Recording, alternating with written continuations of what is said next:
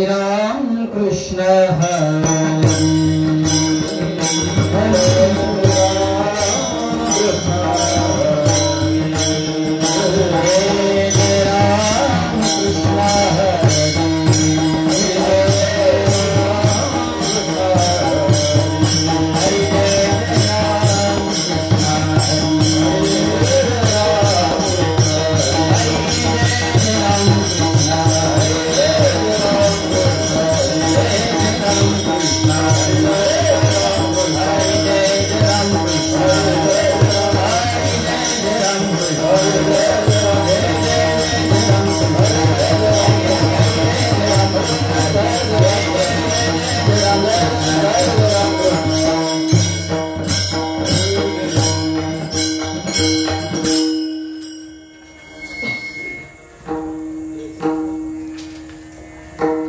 रूप पाता लोचन रूप पाता लोचन रूप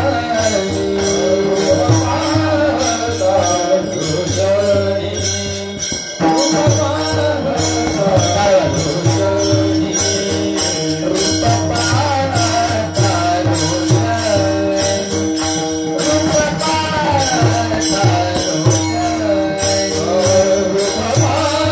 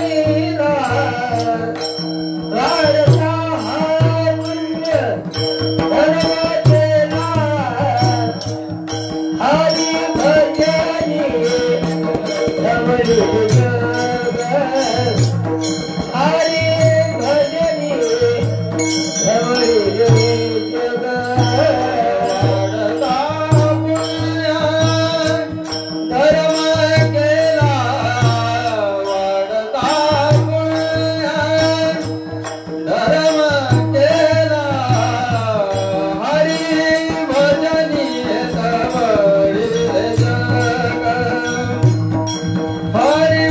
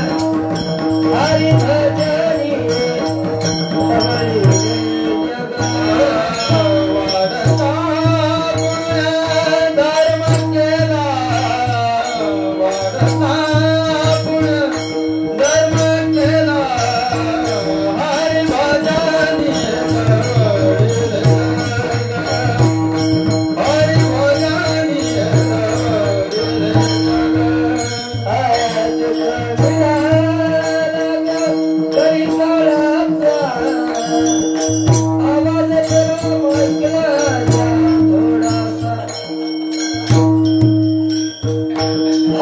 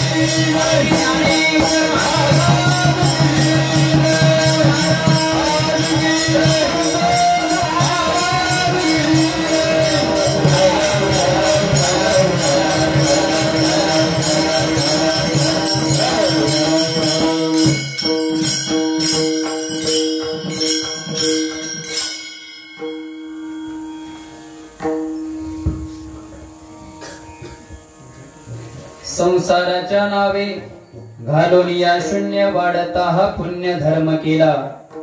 हरिभजनी हे ढवळिले जग चुकविला लाग कळी काळाचा. कोण्याही न लगे साधनाचा पांग करणे केला त्याग देहबुद्धी. हरिभजनी हे ढवळिले जग चुकविला लाग कळी काळाचा. तुका म्हणे सुख समाधी हरिकथा नेनो भवव्यता गाईल तो. हरिभजनी हे ढवळिले जग चुकविला लाग कळी काळाचा. योम तत्प्रवेश मम वाचमिमां प्रसुप्तां संजीवयत्तखिल शक्तिधर स्वधाम्ना. अन्यांश्च हस्तचरण श्रवणत्वगादीन् प्राणान् नमो भगवते पुरुषाय तुभ्यं. यत्र योगेश्वर कृष्णो यत्र पार्थो धनुर्धरा तत्र श्रीर विजयो भूतिर्ध्रुवा नीतिर्मतिर्मम महायोगप्रीते. तटे भीमरथ्या परं पुण्डरीकाय दातुं हृद्रेहि समागत्य तिष्ठं तमानन्दकन्दं परब्रह्मलिंगं भजे पाण्डुरङ्गं. पाण्डुरङ्गा करो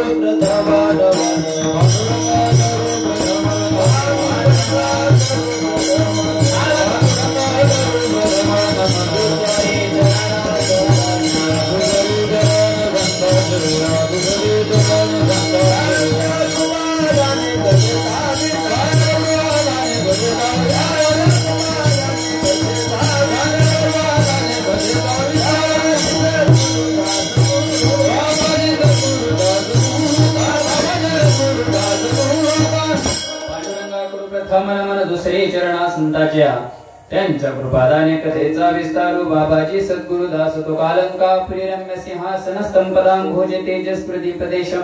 वीरेंद्रादि देवे सदा स्तूयमानं समाधिस्तवरतिं भजे ज्ञानदेवं. ओम नमो ज्ञानेश्वरा करुणा करा दयाळा तुमचा अनुग्रह लादलो पावन झालो चराचरी.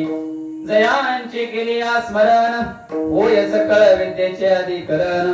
तेच वंदू श्री चरण श्री गुरूंचे ते नमस्कारून आता. असो परम विख्यात जयदान ब्रह्मयाचा सुतो. नारद जान नाम तितिक्षुतयाचे चरणी नमन गा. जेने हा धर्म जितविला चिवरी तो संभाजी जान नवारी. कावतरला जयाचे कुळी तया छत्रपतीचे चरण कमळे साष्टांग दंडवत करिता सोवाता बंधुरंग भूमिका. कीर्तनी उभे होती लोका टाळ मृदंग श्रोते देखा तया माझे नमन दंडवत. मस्तक हे पायावरी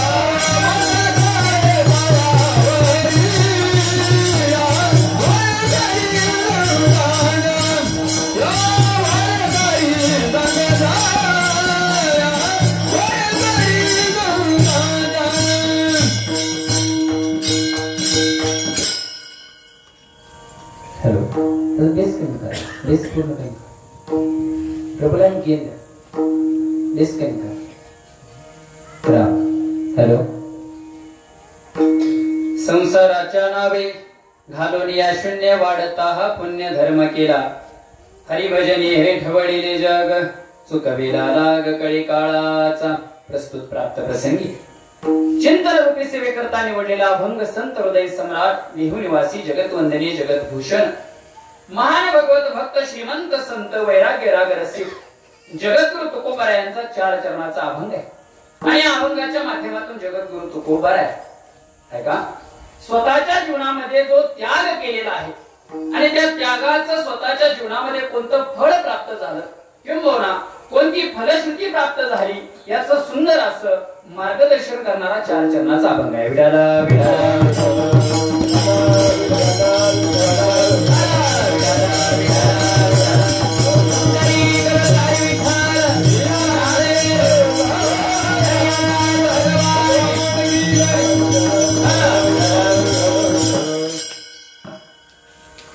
सेवेला सुरुवात करण्यापूर्वी थोडासा परिहार द्यायचा तो असा, किंबहुना वक्त्याचे आद्य कर्तव्य या ठिकाणी आपल्या सांगोलकर वस्तीवरती चालू असणारा अखंड हरिनाम सप्ताह ग्रंथराज ज्ञानेश्वरी पारायण सोहळा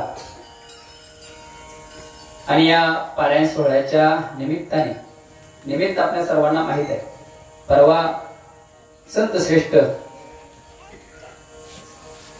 सावता महाराजांची पुण्यतिथी आहे. उद्या माफ करा, उद्या पुण्यतिथी आणि आज ही प्रेममूर्ती नामदेव महाराजांची पुण्यतिथी सकाळी साजरी केली आणि त्या निमित्ताने चालू असणारा आपला नामयज्ञ सोहळा आहे. आणि त्यातील आजच्या 6व्या दिवसाची कीर्तन रूपी सेवा तुम्हा सर्व सांगोलकर वस्तीवरचे ग्रामस्थ असतील, त्याचबरोबर आदरणीय गुरुवर्य हरिभक्तपरायण आमचे एकनाथजी महाराज सांगोलकर महाराजांच्या वतीने ही सेवा माझ्याकडे आली. आपल्याकडे फक्त आता वेळ कमी आणि कमी वेळात आपल्याला जास्त बोलायचं आहे. बरोबर 9 ला आपल्याला कीर्तन संपवायचं आहे. अभंग तुकोबरायांचा आहे आणि तुकोबरा या अभंगाच्या माध्यमातून स्वतःच्या जीवनामध्ये कोणतं फळ प्राप्त झालं, कोणता त्याग केला आणि त्या त्यागामुळे कोणतं फळ प्राप्त झालं याचं सुंदर असं मार्गदर्शन या अभंगाच्या माध्यमातून करतात बघा. कीर्तनाला सुरुवात करण्यापूर्वी माझा पहिला प्रश्न असा आहे, ऐका, पहिला प्रश्न असा आहे, उपदेश जगद्गुरु तुकोबराय करतात किंवा मार्गदर्शन जगद्गुरु तुकोबराय करतात. मार्गदर्शन जर जगद्गुरु तुकोबराय करत असतील तर मार्गदर्शन हे पशु प्राण्यांना नाहीये, हे माणसात मार्गदर्शन आहे. ऐका, माणूस कोणाला म्हणायचं हा माझा पहिला प्रश्न आहे. पहिला प्रश्न असा आहे की माणूस कोणाला म्हणायचं. माणसाशिवाय तर जगद्गुरु तुकोबराय कोणाला मार्गदर्शन करत नाही. ऐका, माणूस कोणाला म्हणायचं, आपण माणूस कोणाला म्हणतो बघा. 2 हात, 2 पाय, 2 डोळे, 2 कान, 1 नाक, तोंड आहे, दात आहे. आपण याला काय म्हणतो महाराज? आपण याला माणूस म्हणतो. हे शरीर दिसतंय, अवयव दिसतंय म्हणून आपण याला माणूस म्हणतो. ऐका, पण शास्त्रकार याला माणूस म्हणत नाहीत महाराज. शास्त्रकार माणूस कोणाला म्हणतात बघा. एशान ध्यानम तपोन दानम ज्ञानम न शीलम न गुणो न धर्म प्रेमरते रूपे व्यवहार भूका मनुष्य रूपेण मृगाचरंती. शास्त्रकार मनुष्य कोणाला म्हणतात? ऐका, शास्त्रकार त्याला मनुष्य म्हणतात हा नरदेह प्राप्त झाल्यानंतर ज्याच्या जीवनाचं साध्य निश्चित ठरलेलं आहे आणि त्या साध्याच्या प्राप्ती करता जो रात्रंदिवस साधना करत आहे, शास्त्रकार त्याला माणूस म्हणतात. महाराज विठाला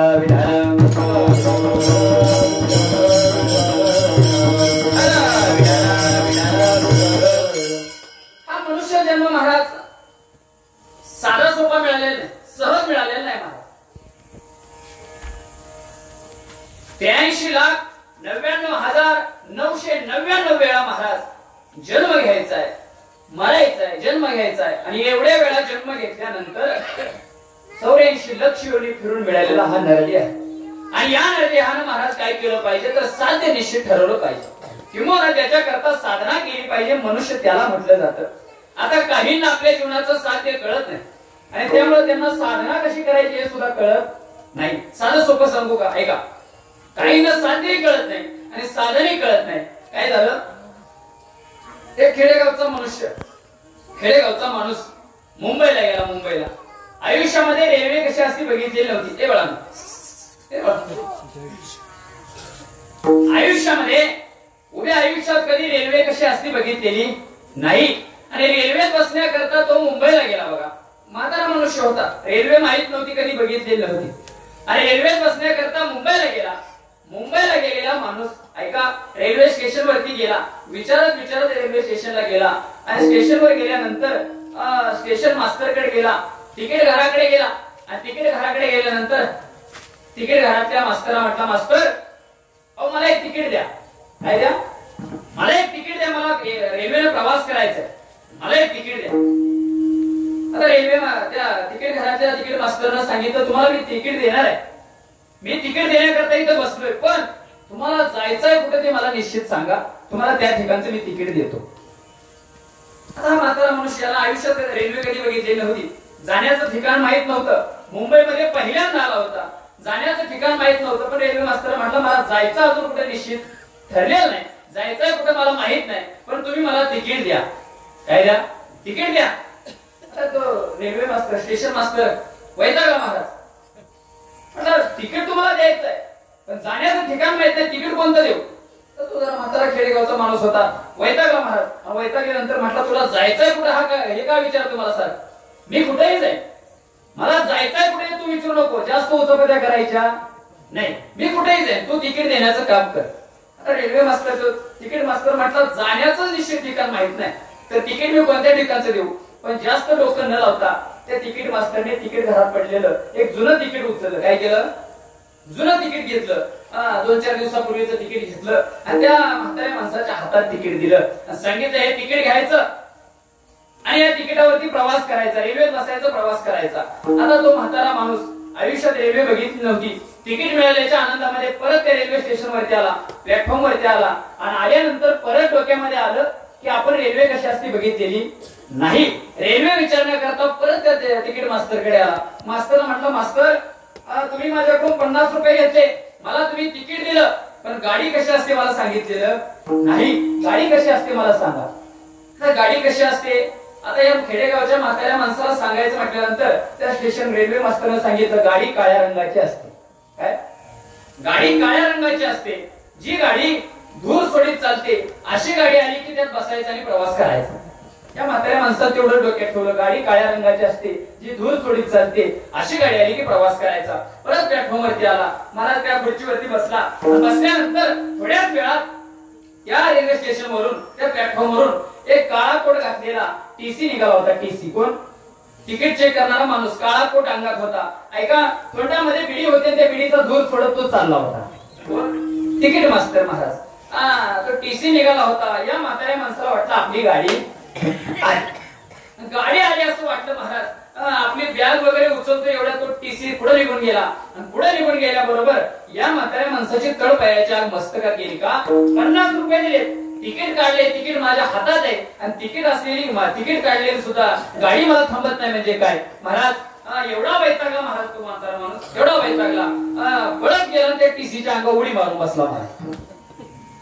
सांगण्याचं तात्पर्य काय महाराज? ऐका, दृष्टांत बाजूला ठेवा, सिद्धांत महत्वाचा आहे.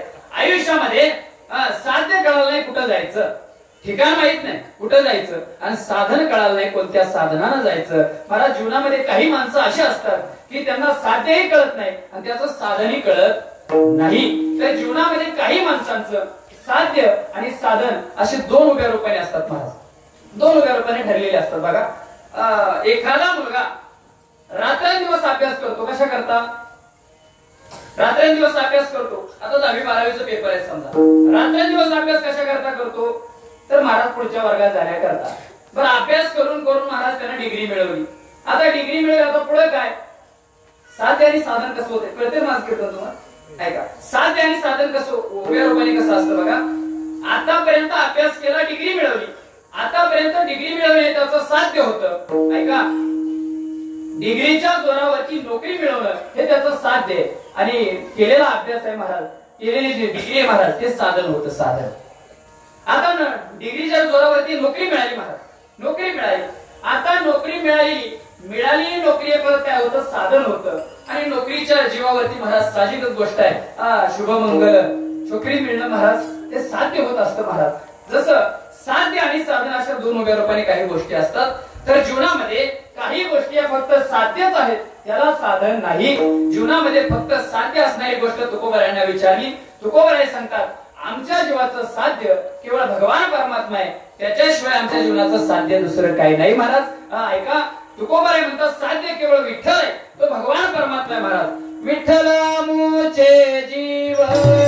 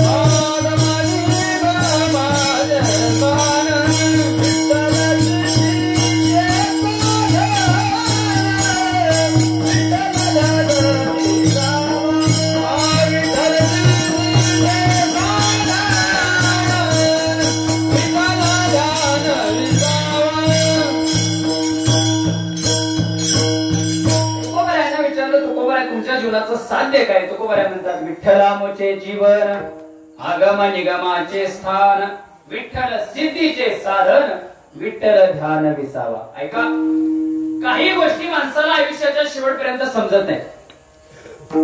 जीवनाचं साध्य हे शेवटपर्यंत कळत नाही महाराज.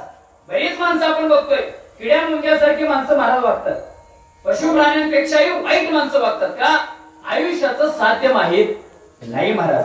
महाराज म्हणतात कळो येईल अंतकाळी, प्राण प्रयाणाची वेळी, राहती निराळी रांडा पुरे सकळ. ज्यावेळेस घरातली माणसं महाराज हळहळ करायला लागते तेव्हा कळतं महाराज पंढरपूरला वारीला जावं. तेव्हा कळतं सत्यामध्ये कीर्तनाला येऊन बसावं. कधी? घरातली माणसं महाराज हळहळ करायला लागली, लाता मारायला लागल्यावर तेव्हा साध्य कळतं महाराज. तोपर्यंत कळत नाही. याच्या पुढचं सांगू का?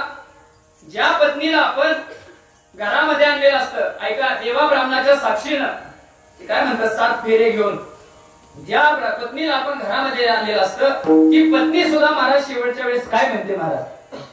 बाईल म्हणे खर, मरता तरी बरे, आणि नासिये घर थुंकोलिया. स्वतःची पत्नी जिच्यावरती आपण एवढा जीव लावतो महाराज, जिच्यावरती प्रेम करतो, ती पत्नी सुद्धा शेवटच्या वेळेला काय म्हणते? ज्यावेळेस आपण एका कोपऱ्यात पडतो वय झाल्यानंतर, त्यावेळेस पत्नी स्वतःची म्हणते बाईल म्हणे खर. बाईल म्हणजे बायको आणि खर म्हणजे गाढव. हा म्हातारा गाढव आहे, त्यानं घर नासून टाकलं तुमकून. कोण म्हणतं? इथपर्यंत जर आपली अवस्था असेल, तोपर्यंत जर आपल्याला साध्य कळत नसेल तर जीवनाचा उपयोग नाही महाराज. पण काहींच्या जीवनाचं साध्य हे अगोदर निश्चित ठरलेलं असतं. ज्ञानोबा असतील, तुकोबा असतील, एकनाथ महाराज असतील, नामदेव महाराज असतील, सावता महाराज असतील, या सर्व संत महात्म्यांचं महाराज साध्य अगोदर निश्चित ठरलेलं आहे. मागे बहुता जन्मी हे जिगरिता आलो आम्ही. संत महात्म्यांचं साध्य अगोदर ठरलेलं आहे महाराज, आणि साध्य ठरल्यामुळं त्या मार्गाने ती चालत असतात. पण जसं साध्य ठरलेलं असतं, ऐका, एखादी गोष्ट जीवनात मिळवायची असेल तर त्याच्याकरता त्याग सुद्धा महत्वाचा आहे. काय महत्वाचं आहे? साध्य जर मिळवायचं असेल तर त्याग सुद्धा महत्वाचा आहे. तुम्हाला जर सायकल घ्यायची, सायकल, ऐका, सायकल घ्यायची, सायकल घ्यायची म्हटल्यानंतर किती हजाराचा त्याग करावा लागेल महाराज? किती हजार मोजावे लागतील? 4-5 हजार तुम्हाला द्यावे लागतील. ऐका, ती जर तुम्हाला 2 व्हीलर घ्यायची असेल तर एक 50,000 व लाख रुपयापर्यंत तुम्हाला ते पैसे द्यावे लागणार. लाख रुपयाचा त्याग करावा लागणार आहे. 4 व्हीलर घ्यायची म्हटलं तर 15-20 लाखाचा तुम्हाला त्याग करावा लागणार आहे. ऐका, तुकोबराय म्हणतात मग तो भगवान परमात्मा तुम्हाला मिळवायचा आहे, तो साध्य तुम्हाला मिळवायचा आहे, तर त्याच्याकरता काय करावं लागेल? तुकोबराय म्हणतात तुका म्हणे व्हावे देहासी उदार, रघुमा देवीवर जोडावया, रघुमा देवीवर जोडावया.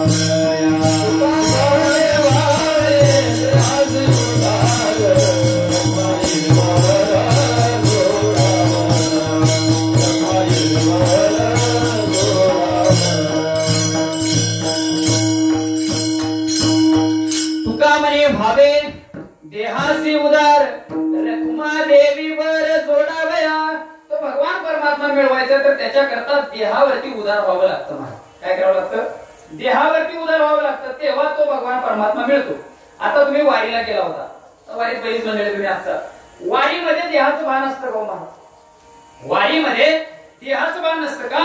तर त्या भगवान परमात्म्याला भेटण्याकरता आपण चाललेलो महाराज. गात जागा, गात जागा, गात जागा, प्रेम मागा विठ्ठला,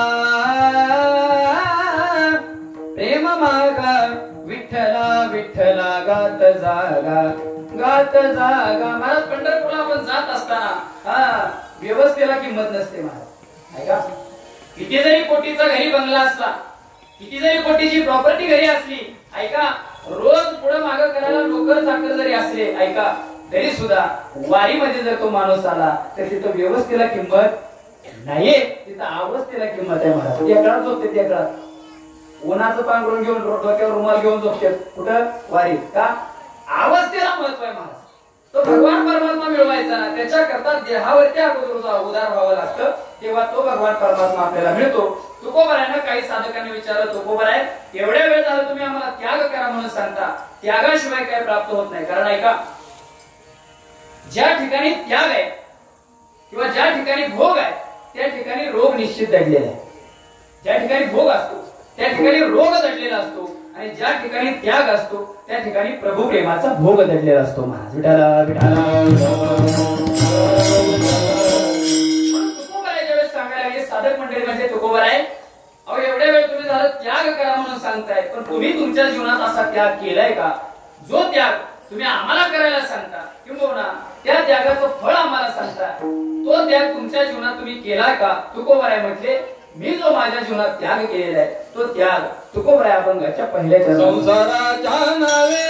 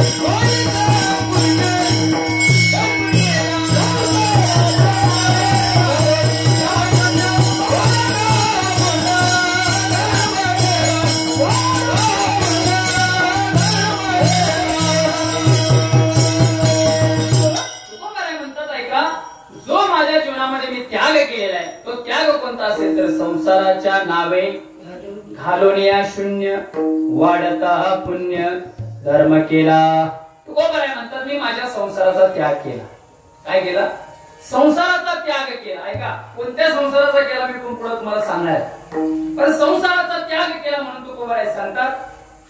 पण ज्या वेळेस तुकोबाराय संसाराचा त्याग केला म्हणून सांगतात त्यावेळेस साधक म्हणतात महाराज अहो आज ही समाजामध्ये संसाराचा त्याग करून हिमालयात डोंगरात तिकडे गुहेत जाऊन राहणारी लोक भरपूर आहेत. भरपूर लोक आहेत संसाराचा त्याग करून संसाराचा वीट आला का महाराज जायचं आणि हिमालयात राहायचं अशी लोक भरपूर आहेत. घरामध्ये जर नवरा बायकोचं सतत भांडण होत असेल तर महाराज अशा वेळेस संन्यास स्वीकारणारी भरपूर लोक आहेत. पंढरपूरला आळंदीला जाऊन राहणारी भरपूर लोक आहेत महाराज. ऐका घरामध्ये पटत नसलं का महाराज संसाराचा त्याग करणारी लोक भरपूर आहेत. ऐका थोडासा ट्रॅक बदलतो महाराज पुढे बसलेत बोलता येत नाही जास्त. ऐका संसारामध्ये पटत नसलं भांडण होत असलं का महाराज त्याग करून जाणारी लोक भरपूर आहेत. झालं काय असंच एक ठिकाणी महाराज कीर्तनाला गेलतो आणि कीर्तनाला गेल्यानंतर कीर्तन झाल्यानंतर त्या गावामध्ये मुक्काम करण्याची व्यवस्था केली. एका घरामध्ये व्यवस्था केली आणि त्या घरी गेल्यानंतर किंवा आराम केला रात्री झोप झाली. पण त्या घरातली जी माता माऊली होती ती माता सकाळी उठली महाराज. ती महिला मंडळी होती आणि ती महिला उठली महाराज आणि पहाटेच्या 4ला उठून मला वाटलं तर ती काकड आरतीला वगैरे जाईल. उठली 4 वाजता महाराज रस्त्यावर गेली पदर खोचला आणि पदर खोचून मोठ्या मोठ्यानं महाराज भजन करायला लागली. मोठ्या मोठ्यानं रस्त्यावर उभा राहून भजन होतं महाराज. ऐका माझ्या कानावर जसा आवाज आला मी जागा झाल्यावर बघितलं तर ती माऊली स्वतःच्या नवऱ्याला रस्त्यावर उभा राहून शिव्या देत होती. काय करत होती? नवऱ्याला शिव्या देत होती. आणि नवऱ्याला शिव्या देत असताना मला सांगायला मी म्हटलं मावशी का हो पती हा परमेश्वर असतो आणि परमेश्वर समान पतीला तुम्ही शिव्या देता तुम्हाला काय वाटत नाही का? एवढा सप्ताह चालू आहे गावात आणि नवऱ्याला तुम्ही शिव्या देता. तर ती मला जरा बोलली महाराज म्हटली महाराज किती वर्ष झालं कीर्तन करताय? कीर्तन किती वर्ष झालं करताय? मी काय म्हणतात थोडे दिवस झालं जास्त काय नाही. तुम्ही आतापर्यंत केलेल्या कीर्तनाचा काही उपयोग नाही. मी म्हटलं काय झालं? माझ्या कीर्तनाचा तुमच्या शिव्यांचा काय संबंध आहे? ते म्हटली तुकाराम महाराजांना जिजाबाई शिव्या देत होती का नाही? कोणता संदर्भ कुठला वगैरे सांगता येत नाही महाराज. जिजाबाई तुकाराम महाराजांना शिव्या देत होत्या का नाही? मी म्हटलं देत होत्या. तुकोबारायांनाच काय देवालाही जिजाबाईंनी शिव्या दिल्या महाराज. जिजाबाई साहेब सर्वांना शिव्या देत होत्या. देवालाही सोडलं नाही महाराज. ती म्हटली माझं तेच चालू आहे. काय मी शिव्या का देते नवऱ्याला? ते तुकाराम महाराज बनतील मी जिजाबाई बनेल. घरात जर असं असेल महाराज, भांडण तंटा जर होत असेल, अशा जर गोष्टी होत असतील, तर अशा वेळेस संसाराचा त्याग करून महाराज निघून जाणारे लोक भरपूर आहेत. घरातलं वातावरण जर महाराज अनुकूल असेल तर त्या संसाराचा त्याग करणार नाहीत महाराज. पण घरामध्ये जर प्रतिकूल वातावरण असेल तर अशा वेळेस त्याग करणारे लोक भरपूर आहेत. पण चांगली परिस्थिती असताना सुद्धा त्याग करणं, त्या त्यागाला किंमत आहे. त्या त्यागाला किंमत आहे. प्रतिकूल परिस्थिती असताना त्याग करणं त्याला किंमत नाही. एखादा मुलगा वय महाराज 30-35च्या पुढे गेले, दिसायला कुरूप आहे माझ्यासारखा, काळा सावळा असा महाराज आहे, आणि दिसायला कुरूप असल्यामुळं शिक्षण नाही, शिक्षण नसल्यामुळे नोकरी नाही, आणि नोकरी नसल्यामुळे मुलगी द्यायला कोणी तयार नाही. आणि अशा वेळेस जर तो म्हटला मी ब्रह्मचारी, काय म्हटला? ब्रह्मचारी. तर याचं ब्रह्मचारी पद कोणत्या ग्रंथात ठेवा महाराज? मिळत नाही म्हणून त्या गोष्टीचा त्याग करणं सोपं आहे. मिळत नाही म्हणून त्या गोष्टीचा त्याग करणं सोपं आहे, पण मिळत असताना त्या गोष्टीचा त्याग करणं खूप अवघड आहे महाराज. ऐका, उदाहरण सांगेन तुम्हाला. स्वामी विवेकानंद ज्यावेळेस महाराज अमेरिकेला गेले, शिकागो येथे महाराज धर्म परिषद होती, आणि त्या धर्म परिषदेमध्ये स्वामी विवेकानंदांनी एकच काम केलं. काय केलं? पहिल्यांदा स्टेज वरती गेले आणि एकच वाक्य बोलले. काय? माय ब्रदर्स अँड माय सिस्टर्स, माझ्या बंधू आणि माझ्या भगिनींनो, एवढं एक वाक्य म्हटलं महाराज. अख्ख्या जगाने टाळ्या वाजवल्या. काय केलं? अख्ख्या जगाने टाळ्या वाजवल्या. आणि टाळ्या वाजवल्यानंतर स्वामी विवेकानंद एक जणाच्या घरी जाऊन बसले महाराज. बसल्याबरोबर त्या ठिकाणी एक सुंदर युवती आली, आणि युवती आल्यानंतर स्वामी विवेकानंदांच्या पाया पडले. सांगितलं, स्वामीजी मला तुमच्यासारखा विद्वान आणि तेजस्वी मुलगा हवाय. काय म्हटली? मला तुमच्यासारखा तेजस्वी आणि विद्वान मुलगा हवाय. कारण तिला माहित होतं ज्या ठिकाणी बीज शुद्ध असतं त्या ठिकाणी फळे रसाळ आणि गोमटी जन्माला येतात. शुद्ध बीजापोटी फळे रसाळ गोमटी. बीज शुद्ध असेल तर फळे रसाळ आणि गोमटी जन्माला येतात. मी विनोदाने सांगत असतो महाराज, बीज जर अशुद्ध असेल तर त्या ठिकाणी फळाची अपेक्षा, शुद्ध फळाची अपेक्षा करायची नाही. काय झालं? एक अट्टल चोरटा होता. अट्टल चोरटा काय होता? अट्टल चोरटा होता महाराज. चोरी करण्याशिवाय त्याला दुसरं काम नव्हतं. चोरी करण्यामध्ये त्याची पीएचडी झाली होती. काय होती? पीएचडी झालेला अट्टल चोर होता. आणि असा चोर असल्यामुळं, चोरी करत असल्यामुळं त्याला मुलगी द्यायला कोणी तयार नाही, लग्न होईना. आणि लग्न होईना म्हणून काय झालं महाराज? अतिशय चिंताग्रस्त बसला होता. तर सुदैवानं त्याला एक स्थळ आलं महाराज. स्थळ असं आलं महाराज, अट्टल चोरटी मुलगी होती. काय होती? मुलगी सुद्धा अट्टल चोरटी. चोरीमध्ये तिची सुद्धा पीएचडी झालेली होती. आणि असा अट्टल चोर, ही चोर, ती पण चोर महाराज. आणि दोघांचं महाराज लग्न जमलं सुदैवानं. दिवस महाराज दिवसामागे दिवस निघून चालले, आणि लग्नाचा दिवस आला. लग्नाच्या दिवसामध्ये अतिशय भव्य दिवस असा मंडप दिला. अख्ख्या गावाला जीवन कुठलं द्यायचंय महाराज? चोरून आणलेलं द्यायचंय. अख्ख्या गावाला जीवन मोठी पंगत घातली महाराज. आणि लग्न थाटामाटात झालं. लग्न झाल्यानंतर 1.5-2 वर्षाचा कालावधी गेला. सुंदर असा मुलगा जन्माला आला. मुलगा जन्माला आला, पण मुलगा जन्माला येत असताना त्याची मूठ अशी घट्ट बंद होती. काय होती? मूठ बंद होती. मुलगा जन्माला आलाय पण मूठ घट्ट बंद आहे. मूठ का उघडत नाही? अनेक प्रयत्न केले महाराज. आता डॉक्टर इथंच आहे. डॉक्टरांकडे नेलं तरी सुद्धा मूठ उघडायला तयार नाही. देवशाकडे नेलं तरी सुद्धा मूठ उघडायला तयार नाही. यज्ञ याग केला महाराज, अनेक प्रकारचं महाराज साधना केली, पण मूठ काय बाळाची उघडायला तयार नाही. मग अशा वेळेस त्या दोन नवरा बायकोंना कुणीतरी येऊन सांगितलं, या लहान बाळाला एका मानसशास्त्रज्ञाकडे घेऊन जा. कोणाकडे? मानसशास्त्रज्ञाकडे. कारण जो मनाचा विचार करतो त्याला मानसशास्त्रज्ञ म्हणायचं. आणि त्या मानसशास्त्रज्ञाकडे घेऊन जा म्हटल्यानंतर त्या बाळाला घेतलं. आई वडील ते निघाले महाराज. मानसशास्त्रज्ञाकडे त्या बाळाला आणलं. बाळाला समोर ठेवलं आणि मानसशास्त्रज्ञाने विचारलं, याचा बाप काय करतो? लोकांनी सांगितलं, याचा बाप अट्टल चोरटा आहे. बरं, याची आई काय करते? आई सुद्धा अट्टल चोरटे. मानसशास्त्रज्ञाने ओळखलं, महाराज आई चोरटे, बापही चोरटा, मुलगा कसा असला पाहिजे? ऐका, त्या मानसशास्त्रज्ञानं गळ्यात एक सोन्याचं लॉकेट काढलं, त्या बाळाच्या डोळ्यासमोर धरलं. काय केलं? डोळ्यासमोर धरलं. जसं डोळ्यासमोर धरलं, आतापर्यंत त्या बाळाने मूठ उघडलेली नव्हती. आता त्या बाळाने पटकन मूठ उघडली आणि मूठ उघडून तो हात महाराज ते लॉकेट घेण्याकरता पुढे केला. जसा हात पुढे केला तसं त्या हातातून एक सोन्याची अंगठी खाली पडली. काय पडली? सोन्याची अंगठी खाली पडली. ऐका, सोन्याची अंगठी या बाळाच्या हातात जन्मताच आली कुठून? याचा शोध लावला महाराज. त्या मानसशास्त्रज्ञाने शोध लावायला सांगितला. शोध असा लागला, बाळ जन्माला येत असताना त्यानं डॉक्टरच्या बोटातली काढून घेतली ती महाराज. सांगण्याचं तात्पर्य काय महाराज आहे का, बीज शुद्ध असेल तर फळे रसाळाने कोणती जन्माला येतात. कारण त्या युवतीला सुद्धा माहित होतं की स्वामी विवेकानंदांकडे आपण गेल्यानंतर आपलं महाराज काहीतरी होऊ शकतं. स्वामी विवेकानंदांना म्हटली मला तुमच्यासारखा तेजस्वी आणि विद्वान मुलगा हवाय. स्वामीजींनी काय सांगितलं असं, स्वामीजी म्हटले तुला जर माझ्यासारखा तेजस्वी आणि विद्वान मुलगा हवा असेल तर एक काम कर, याच ठिकाणी मी तुला माझी आई समजतो, तू मला तुझा मुलगा समज. याला म्हणायचं नैष्ठिक ब्रह्मचर्य. मिळत असूनही त्या गोष्टीचा त्याग करणं ते सोपं नाही महाराज. विठाला विठाला.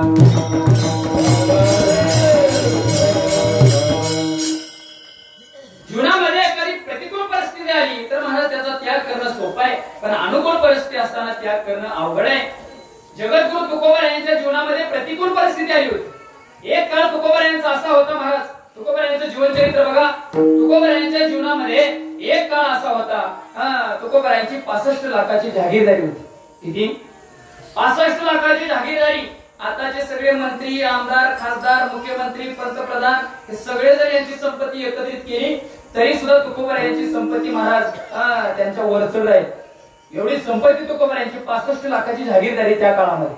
पण ही सगळी जागीरदारी दुष्काळामध्ये सर्वांना वाटून टाकली. गोरगरिबांना धान्य वाटून टाकलं आणि उदारीच्या वया सुद्धा इंद्रायणीच्या डोहात बुडवून दिल्या. तुकोबरायांवरती गरिबीची परिस्थिती आली महाराज.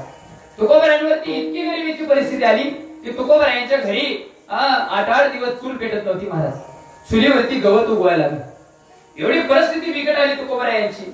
अशी गरिबीची परिस्थिती, प्रतिकूल परिस्थिती असताना सुद्धा तुकोबरायांच्या घरी पाहुणे आले महाराज. कोण आले? पाहुणे आले. पाहुणे तर पाहुणे काय सामान्य पाहुणा नव्हता. पाहुणा म्हणजे जगाचा चालक मालक भगवान पंढरीश पांडुरंग परमात्मा आला. आणि तुकोबरायांच्या घरी गरिबीची परिस्थिती आहे आणि अशा परिस्थितीमध्ये तुकोबरायांच्या घरी जर पांडुरंग परमात्मा आला, तुकोबराय म्हणतात पाहुणे घराशी माझे आले ऋषिकेशी, काय करू उपचार ओप मुडकी झरझर दरदरीत पाण्या माझी रांधीलेल्या कन्या, काय करू उपचार ओप मुडकी झरझर. तुकोबरायांच्या घरी पांडुरंग परमात्मा आला, भगवान परमात्मा आला आणि तुकोबराय महाराज भगवान परमात्मा आल्यानंतर देवाला करायचं काय, देवाला खाण्याकरता करायचं काय. तुकोबरायांनी महाराज कन्या केल्या. कन्या काय केलं? कन्या.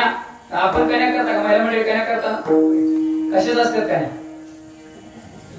हा कोला की लाडकी बहीण मुख्यमंत्रीची हो. कशाच्या कन्या करतात? कन्याचा आपला संबंधच नाही. कन्या महाराज ऐका, तुकोबरा कन्या कशा असतात? घट्ट असतात. पण तुकोबराच्या घरच्या कन्या होत्या, कळीची कन्याची भेटच होत नव्हती महाराज. एवढं पाणी एवढ्या कन्या महाराज. देवाच्या पात्रात वाटल्या तर देवाला चतुर्भुज व्हावं लागलं. एवढ्या कन्या महाराज पात्र, तर त्या सुद्धा देवाना आवडीने खाल्ल्या. एवढी परिस्थिती तुकोबरायांची बिकट असताना सुद्धा तुकोबरायांनी कोणाच्या पुढे हात पसरले नाहीत. तुकोबरायांनी कोणाच्या पुढे हात पसरले नाही. तुकोबरायांना विचारलं, तुकोबराय तुमच्या एवढी परिस्थिती बिकट आहे आणि एवढी परिस्थिती बिकट असताना छत्रपती शिवाजी महाराजांनी तुकोबरायांना नजराणा पाठवला. काय पाठवला? नजराणा पाठवला. नजराणा सोने चांदी माणिक मोती सगळे पाठवलं. आणि पाठवल्यानंतर छत्रपती शिवाजी महाराजांचे सैनिक घेऊन आले आणि तुकोबराय त्यांना सांगतात, महाराज तुमचे येल वित्त धन, तुमचे येल वित्त धन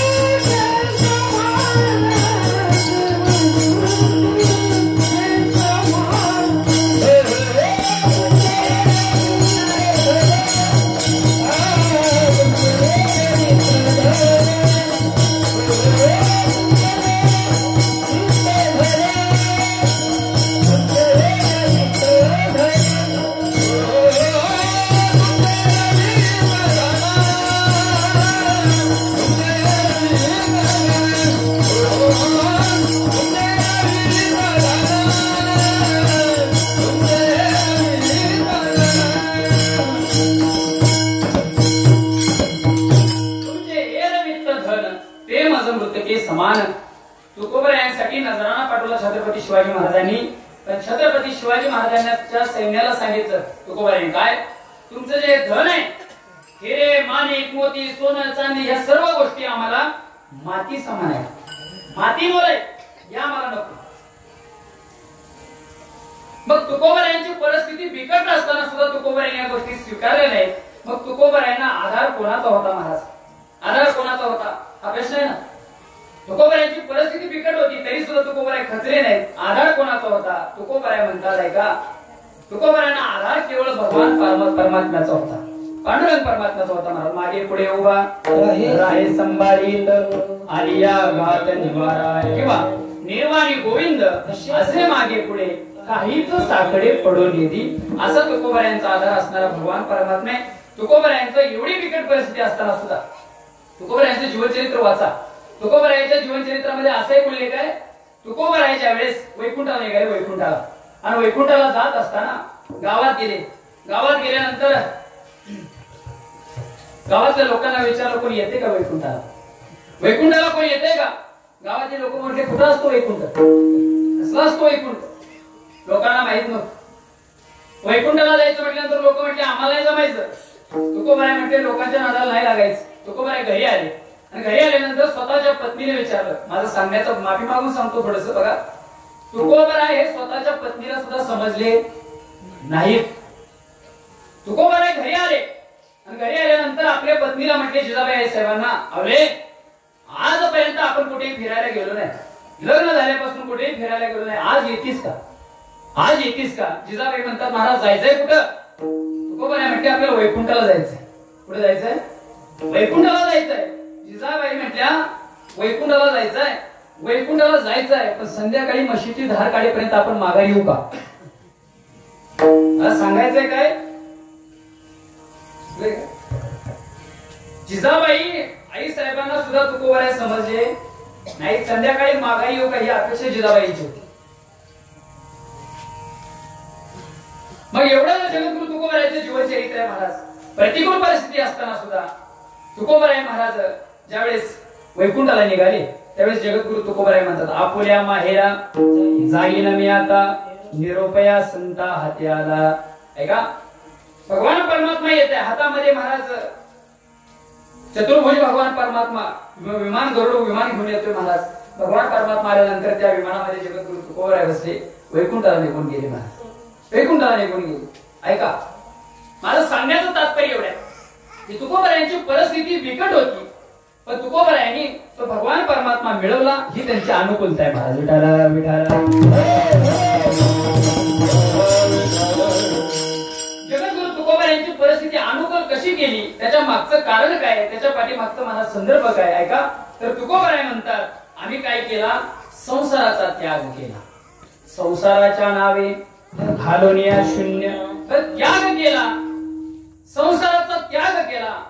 पण त्याग करून केलं काय, तुकोबराय म्हणतात वाढता हा पुण्य धर्म केला.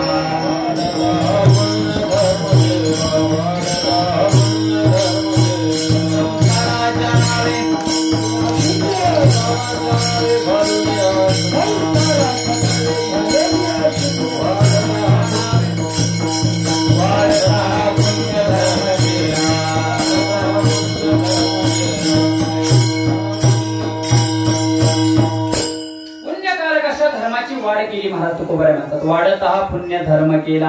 आता धर्म हा शब्द ध्र धाती धारण करणे या धातूपासून बनले आहे. धर्म म्हणजे काय, अनेक ग्रंथांमध्ये बघितलं तर बघा धर्म या शब्दाचा अर्थ असा आहे ध्र धाती धारण करणे. धर्माच्या व्याख्या अनेकांनी सांगितल्या महाराज. तर धर्माची व्याख्या तुम्हाला सांगून जातो बघा. महाभारतामधला प्रसंग घ्या. महाभारतामध्ये 5 पांडव आहेत, 100 कौरव आहेत आणि 5 पांडव ज्यावेळेस एक दिवशी जंगलामध्ये गेले असताना वनात गेले. धर्मराजाला तहान लागली आणि धर्मराजाला तहान लागल्यानंतर धर्मराजाने स्वतःच्या भावाला, मोठ्या भावाला सांगितलं, भीमाला सांगितलं. 2 नंबरचा भाऊ आहे भीम. आणि भीम राजाला सांगितलं, भीमा या जंगलामध्ये कुठं सरोवर आहे का बघ, एखादी विहीर आहे का बघ, एखादं पाण्याचं तळ आहे का बघ, आणि त्या तळ्यातून एखाद्या विहिरीतून माझ्याकरता पाणी घेऊन मला फार तहान लागली. धर्मराज बसले 4 भावंड कडेला बसलेले. भीमदादा उठला महाराज आणि पाणी आणण्याकरता महाराज निघाला वनामध्ये गेला. आता त्या काळचा तो भाव आहे महाराज. सख्या भावाचं महाराज ऐकत होता त्या काळचा भाऊ. आताचा भाऊ ऐकायला तयार. आताचा भाऊ सख्खा भाऊ पक्का वैरी. सख्या भाऊ पक्का वैरी महाराज. हा सध्या परिस्थिती तीच आहे. भाव भावात राहिला नाही. 2 भाऊ होते. 2 भाऊ. एक लहान होता एक मोठा होता. मोठा भाऊ जरा पुढायसारखा फिरायचा गावातनं पांढरे कपडे घालायचा बारीवरती फिरायचा. आणि बारका भाऊ होता तो काय करायचा घरामध्ये काम करायचा रानामध्ये जायचा रानातली सगळी कामं करायचा. पण गावामध्ये काही 4 लोक असतात बघा चांगलं चाललं की त्यांना जमत नाही. कोणाच्या घराचा कसा खेळ करायचा हे त्यांना चांगलं माहित असतं. आणि ती माणसं महाराज निघाली रानात आली. तो लहान भाऊ काम करत होता. कसं आहे जसं शहरामध्ये गटारी साफ करण्याकरता कशी डुकर असतात महाराज तसं गावात सुद्धा अशी 4 माणसं असतात साफ करण्याकरता. ती 4 माणसं गेली महाराज. त्या लहान भावाला म्हणायला लागली अरे तुझा मोठा भाऊ गावात फिरतोय पांढरे कपडे घालतो पुढ्यात राहतो गाडीवर फिरतो असं करतो तसं करतो तुला राबावं लागतं. तुला काय वाईट वाटत नाही का? आता ह्याच्या डोक्यामध्ये भरल्यामुळं याची टूप पेटली महाराज. हा घरी आला. संध्याकाळी दादाला म्हटला दादा हा मला वेगळं पाहिजे. काय म्हटला मला वाटणी पाहिजे. तू फिरायचा मी काम करायचो. एवढा चार्जेस केला होता त्या वाटणी मागितली महाराज. आता तो मोठा भाऊ होता. गावातली पंचमंडळी बोलवली. पहिला मान कोणाला असतो? पहिला मान धाकल्याला म्हणजे लहान भावाला. आणि जेवढी काळीवर जमीन होती तेवढी धाकल्या भावाने बारक्या भावाने घेतली. आणि जेवढी माळ रानाची जमीन होती तेवढी महाराज मोठ्या भावाने घेऊन टाकली. मोठ्या भावाने काय केलं एकदा चक्राला नांगरलं. एकदा ज्वारी पेरली त्याच्यावर काढायलाच गेला. ज्वारी खोडायलाच गेला महाराज. आणि हा लहान भाऊ काळीभर जमीन आहे मशागत केली राबला रात्रंदिवस दारा धरली. पण महाराज याच्या ज्वारीच्या कणसाला ज्वारीला उग लांगा लुंगा याची मोठी मोठी कणस. हा म्हटलं माझी मी एवढा राबतो तर माझ्या ज्वारीला लांगा लुंगा आहे आणि याची एवढी मोठी कणस. आता म्हटलं काही जगून उपयोग नाही. आपण वाटणी मागितली आपला भाव पुढे चालला. ऐका त्यानं काय केलं आपलं काय आता जगून उपयोग नाही आत्महत्या करायची म्हटलं. हे आपल्याला सहन न होण्यासारखं आहे. आत्महत्या करायची म्हणून गेला महाराज नदीवरती. नदीला भरपूर पाणी आलं होतं पूर आला होता. आणि त्या नदीमध्ये उडी टाकणार एवढ्यामध्ये कोळी लोक दिसली. कोण? कोळी लोक जी मासे पकडत होती. मासे पकडणारी कोळी लोक दिसली. त्यांचं जाळं दिसलं ती टूब दिसली महाराज. आता म्हटलं आत्महत्या करण्यापेक्षा हा उद्योग बरा आहे. काय म्हटलं हा उद्योग बरा आहे. आणि महाराज बाजारात गेला. मासे पकडण्याकरता काय काय लागतं इथं नाही कोण पकडत सज्जन माणसं आहेत तशी. ऐका मासे पकडण्याकरता काय काय लागतं गळ लागतं महाराज. अजून काय लागतं टूब लागती जाळं लागतं कणिक लागते नाही का? तुम्हाला महाराज तुम्हाला कसं माहिती गेलता काय पकडायला ऐकून सांगतो ऐका. आणि त्यानं महाराज बाजारातून सगळ्या वस्तू आणल्या आणि त्या कोळ्यांच्या कडेला यानं सुद्धा जाळं टाकलं. कोळ्यांच्या जाळ्यामध्ये मोठमोठे मासे सापडायचे आणि याच्या जाळ्यात उगाच सांगा बारीक मासे सापडायचे. आणि महाराज त्याने ती सांगा मासे घेतलं. महाराज बाजारात गेला. वास सुटला महाराज. लोकांनी मार मारला. वास सुटला सगळ्या बाजारामध्ये. मारला कपडे फाटेपर्यंत मारला. त्यातून कसा तर बाहेर निघाला. आणि महाराज त्या बाजारातून येत असताना त्याला समोर एक दृश्य दिसलं. एक साधू महात्मा बसले होते झाडाखाली. आणि झाडाखाली बसलेले महात्मा दिसल्याबरोबर त्याच्या दर्शनाला अशी रांग लागली होती. आणि रांग लागलेली असताना कोणी यायचं 500 रुपये ठेवायचं कोणी यायचं 1000 रुपये ठेवायचं कोण 2000 ठेवायचं असं करायचं. याला वाटलं हा धंदा परवडतो महाराज. त्यानं काय केलं दुकानात गेला महाराज. भगवी वस्त्र धारण केली घेतली महाराज. भगवी वस्त्र घातली. हिमालयात गेला. 4-5 वर्ष तिकडे हिमालयात काढली. हिमालयात असा नियम आहे जर एखाद्या साधूला जेवायला बोलवायचं म्हटलं की ताटाला दक्षिणा लावतात. काय करतात दक्षिणा ठेवतात. यानं महाराज पंक्ती जोडून महाराज दक्षिणा एवढी गोळा केली 50,000चा बंडल तयार केला. 50,000 महाराज आपल्या जोडीत टाकले. गावाला निघाला. बलवडीत आला. आणि बलवडीत आल्यानंतर सांगोलकर वस्ती त्याला यायचं होतं. सांगोलकर वस्ती यायचं म्हटलं तर आता रात्रीचं 12 वाजता ते आला होता बलवडीत. 12च्या पुढे वाहन नाही कोण न्यायला तयार नाही. आणि अशा वेळेस ती भगवी वस्त्र घातलेली आणि तो सांगोलकर वस्तीकडे यायला निघाला. आणि रात्री त्याला पाहुणे भेटले. काय भेटले पाहुणे 12च्या पुढे पाहुणे भेटले बघा त्याला. 4-5 पाहुणे चांगले होते. दणकट पाहुणे. आणि भेटल्यानंतर साधूला विचारलं. आता पाहुणे सुद्धा चांगले होते. साधूला त्रास देत नाही. साधूला पहिल्यांदा विचारलं साधू कुठून आला? साधू म्हटलं हिमालयात ना आलो. ऐका दुसऱ्याने विचारलं साधू तुम्ही हिमालयात ना आलाय पण तुमच्याजवळ काही संपत्ती आहे का पैसा आहे का? असला तर आम्हाला द्या. आता काय खरा साधू होता का?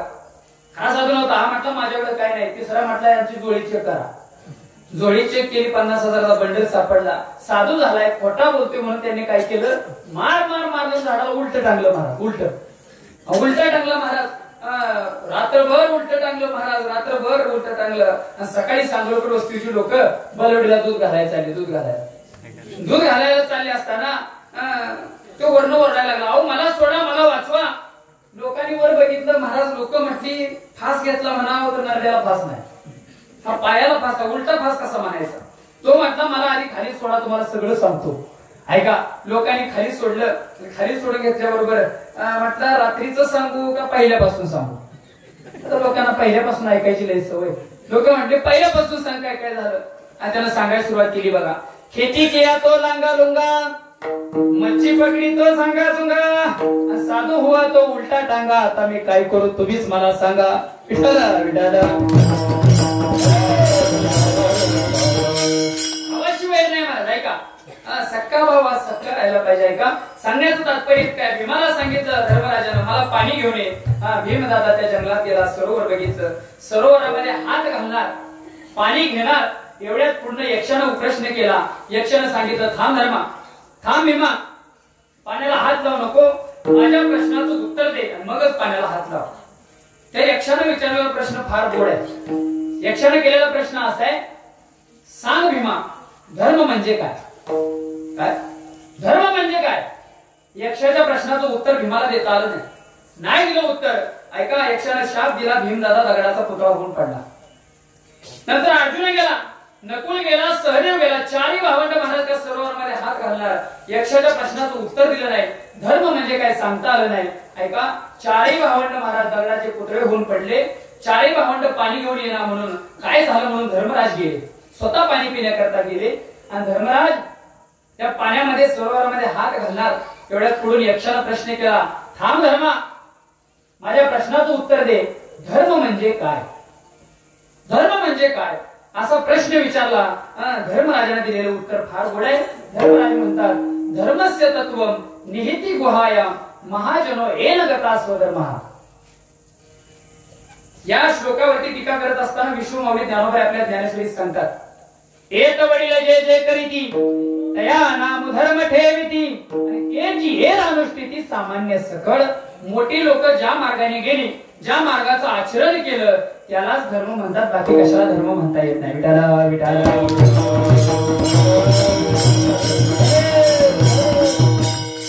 मोठी लोक ज्या मार्गाने गेले त्याला धर्म म्हणतात महाराज. साधी सोपी व्याख्या सांगू का. साधी सोपी कळलं अशी व्याख्या महाराज, माणसाने माणसाशी माणसासारखं राहणं याला धर्म म्हणतात. मोठ्या लोकांनी ज्या मार्गाचं आचरण केलं त्या मार्गावरती आपण चाललं याला धर्म म्हणतात महाराज. बाकी धर्म कशाला म्हणता येत नाही. धर्माच्या व्याख्या अनेक आहेत. धर्म हा प्रचार करण्याची गोष्ट नाही. धर्म हे अनुभवण्याची, अंगीकृत करण्याची गोष्ट आहे. धर्माचा प्रचार करता येत नाही महाराज. ऐका, कारण जी गोष्ट चांगली असते ती थोडी असते, जी वाईट असते ती भरपूर असते महाराज. कीर्तन चांगलं म्हणून किती तास असतं. 2 तास, बरोबर आहे. कीर्तन चांगलं म्हटलं की 2 तास. त्यात सिनेमा जरा चांगला असतो. सिनेमा जरा बऱ्यापैकी चांगला असतो म्हणून किती 3 तास असतो महाराज. आणि तमाशा सगळाच बाज असतो म्हणून महाराज रात्रभर चालू असतो महाराज. त्यामुळे चांगल्या गोष्टीची जाहिरात करावी लागत नाही, तसं धर्माची जाहिरात करावी लागत नाही. एक जर म्हटलं महाराज तुम्ही एवढं सांगताय धर्माची एखादी जाहिरात करा, धर्माची जाहिरात करता येत नाही महाराज. चांगल्या गोष्टीची जाहिरात करावी लागत नाही. वाया हाती माप सारे सज्जनाची. चांगल्या गोष्टीची जाहिरात करावी, वाईट गोष्टीची करावी लागते. एकानं सिन्नरला कारखाना काढला महाराज, नवनाथ महाराज. सिन्नरला कारखाना काढला. कारखाना कशाचा असावा. गाथा छापण्याचा, ज्ञानेश्वरी छापण्याचा नाही महाराज. त्यानं कारखाना काढला बिड्यांचा कारखाना, बिड्यांचा. कारण सिन्नरला ज्या भागात जास्त कारखाना, त्यानं कारखाना काढला महाराज. आणि कारखाना काढला पण झालं असं, कारखाना नवीन असल्यामुळे चालत नव्हता. उत्पन्न येईना, पैसा मिळेना. आणि उत्पन्न होईना म्हटल्यानंतर त्या मालकाने एक आयडिया सुचवली. त्या मालकाने कल्पना केली, आपण काय करायचं, कारखान्याचं उत्पन्न वाढवायचं. काय करावं लागेल तर आपण आपल्या कारखान्याची जाहिरात करायची. काय करायचं, जाहिरात करायची. आणि जाहिरात काढली महाराज. त्यानं मोठा असा बॅनर छापला आणि त्या बॅनरवरती लिहिलं आमची बिडी जो कोणी ओढेल, आमची बिडी जो कोणी ओढेल तो म्हातारा होणार नाही. दुसरी सूचना दिली महाराज त्यात, आमची बिडी जो कोणी ओढेल त्याला आयुष्यामध्ये कुत्र कधी चावणार नाही. ऐका, तिसरी सूचना अशी लिहिली, आमची बिडी जो कोणी ओढेल त्याच्या घरी चोरी कधी होणार. सगळ्या गोष्टी महाराज लोकांनी त्या बॅनरवरच्या वाचल्या. म्हातारा होणार नाही, कुत्र चावणार नाही, घरात चोरी होणार नाही, ह्या गोष्टी सगळ्या वाचल्या. आतापर्यंत त्या कारखान्याचं उत्पन्न वाढत नव्हतं. जशा या सूचना बघितल्या तशा लोकांनी बऱ्याच बिड्या खरेदी केल्या महाराज. पाहुण्याकरता, स्वतः करता, सगळ्यांकरता बिड्या खरेदी केल्या. त्या कारखान्याचं उत्पन्न वाढलं आणि उत्पन्न वाढल्यानंतर काही लोक महाराज, आता शहरी लोक काय असतात महाराज, उत्पन्न कसं वाढलं म्हणून त्याची मुलाखत घ्यायला गेली. मुलाखत घ्यायला गेले महाराज, म्हणजे मालक तुमच्या कारखान्याचं उत्पन्न मागच्या 4 वर्षामध्ये कमी होतं, या 2 वर्षामध्ये फार उत्पन्न वाढलं, याच्या मागचं रहस्य काय, याच्या मागचं रहस्य काय. त्या मालकानं सांगितलं याचं रहस्य एकच आहे, तो लावलेला बॅनर. तो लावलेला बॅनर आहे, त्या बॅनरवरची ज्या 3 सूचना आहेत याचं रहस्य आहे. त्या मुलाखतवाल्याने विचारलं, या 3 ज्या सूचना लिहिल्या, पहिली सूचना आहे जो कोणी बिडी ओढेल तो म्हातारा होणार नाही. दुसरी सूचना आहे जो कोणी बिडी ओढेल त्याला कुत्रच चावणार नाही. आणि तिसरी सूचना आहे जो कोणी बिडी ओढेल त्याच्या घरात चोरी कधी होणार नाही. याचं नेमकं रहस्य काय हे जरा आम्हाला खोलून सांगा. आणि सांगा म्हटल्यानंतर त्या मालकानं सांगायला सुरू केलाय का, आमची बिडी एवढ्या क्वालिटीची, तिच्यामध्ये तंबाखू एवढ्या पॉवरची भरलेली की माणूस म्हातारा होईपर्यंत जगत नाही, मध्येच जाते महाराज. त्यामुळे म्हातारा होण्याचं टेन्शन, म्हातारा होणार नाही. तर दुसरी सूचना आहे महाराज, त्याला कुत्र कधी चावणार नाही. समजा एखादा असं बिडी वाढणारा एखादा पैलवानच असेल, पैलवान म्हटलं की जरा तब्येत चांगली असते, पण ऐका तोच पैलवान जर जास्त दिवस जगला पण बिडीमध्ये तंबाखू एवढ्या पॉवरचे महाराज, शरीर निकामी झालेलं असेल, असा पैलवान हातात काठी घेतल्याशिवाय त्याला चालता येणार नाही. आणि हातात काठी असेल तर कुत्र कसं काय जवळ येईल. ही दुसरी सूचना आहे. बरं, तिसरी सूचना आहे त्याच्या घरात चोरी कशी काय होणार नाही. समजा असा पैलवान वयोवृद्ध झाला, वय झालं, पण बिड्या ओढून छातीचा जर डबा झालेला असेल तर अशा पैलवानाला खोकल्याशिवाय झोप येणार नाही. जर रात्रंदिवस जर हा घरात खोकत असेल तर चोर कसा काय घरी येईल महाराज, त्याच्या कोण तर जागा आहे म्हणून लांबून चोर निघून जाईल. अशा 3 सूचना आहेत महाराज. विठाला विठाला. तात्पर्य काय महाराज, की चांगल्या गोष्टीची जाहिरात करावी लागत नाही, वाईट गोष्टीची जाहिरात करावी लागते, धर्माची जाहिरात करावी लागत नाही. धर्म अनेक ग्रंथामध्ये सांगितलं, अनेक महाराज संस्कृत ग्रंथात सांगितलं, धर्म ग्रंथात सांगितलं महाराज, वाङ्मयीन ग्रंथामध्ये अनेक सांगितलं. पण धर्म म्हणजे काय, तर धर्मस्य तत्वं निहिती गुहाया महाजनो येन गता स्वधर्मा. मोठी लोक ज्या मार्गाने गेली त्याला धर्म म्हणायचं महाराज. तुकोबारांना काही साधक म्हटले, तुकोबाराय तुम्ही पुण्यकारक अशा धर्माची वाढ केली, पुण्यकारक अशा धर्माची वाढ करत असताना तुम्ही आधार कोणत्या गोष्टीचा घेतला. तुकोबाराय म्हणतात सर्वात सोप्या साधनाचा आधार घेतला, ते तुकोबाराय. अभंगाच्या दुसऱ्या चरणात हरी भजनी हरी भजनी हरी भजनी